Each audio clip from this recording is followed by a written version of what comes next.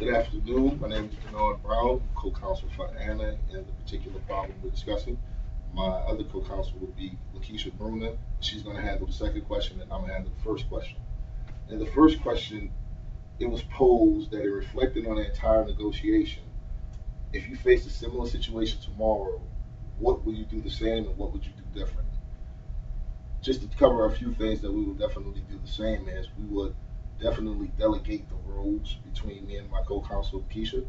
Um, in this particular case, we divided the three major issues up, with me taking the second issue, which was the one surrounding face fixing if he wouldn't be employed, and she took the first and third issue. The first issue being the terms of employment with the scrapbooking, and the third issue being if he would decide to leave the employment, what would be the relationship between Carson and Anna.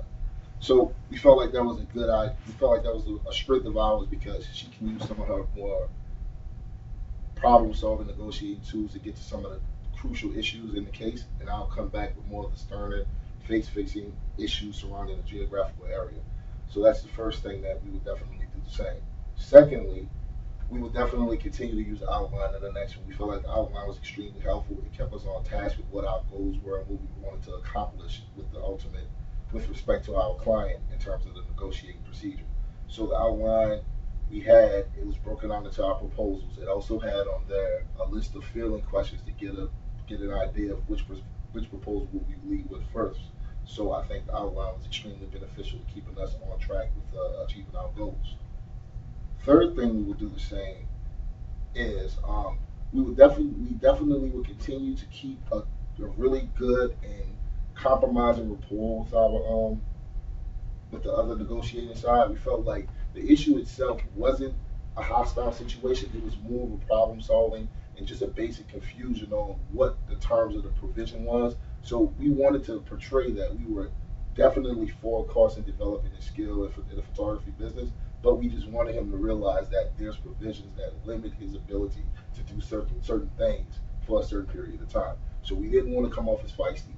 We did at the same time have in our back pocket the possibility of injunctive relief, but we didn't want to throw that out there up first because we wanted to make sure that the relationship between us and the other party was a positive one. Lastly, the last thing we wanted to do is really just want the last thing we'll do the same is really stress tackling the employment situation first. I felt like the employment situation, determining if he was contractual or under full-time employment, was contingent upon further negotiation. So if in any instance, if we had to do it again, we would definitely insist that we discuss the employment situation first and foremost. Now, as far as for question two, Lakeisha would definitely take over and address that for you guys. The second question was, how well did your strategy work in relation to the outcome? And as my colleague just explained, there were several things about our strategy that worked for us. We were able to do a pretty good job of getting some of the things that our client was interested in retaining out of this negotiation. The first thing was to get Carson to agree to be an independent contractor. We were able to get that accomplished for our client, which was one of the things that she requested. The second thing was face fixing. We decided to break down the skill of face fixing and scrapbooking into two different elements, and we really wanted to get the face fixing requirement or issue nailed down to Carson only face fixing for Anna exclusively, and we were successful in doing that. The last thing was the scrapbooking requirement.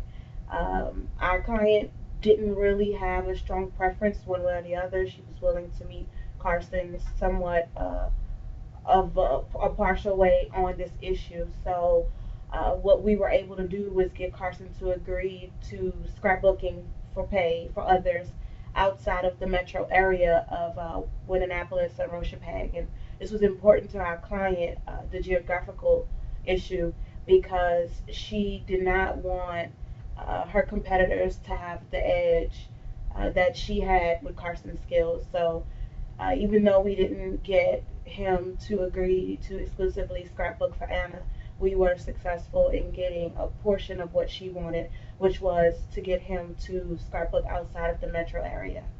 Um, and I believe that completes my portion of the analysis. Thank you.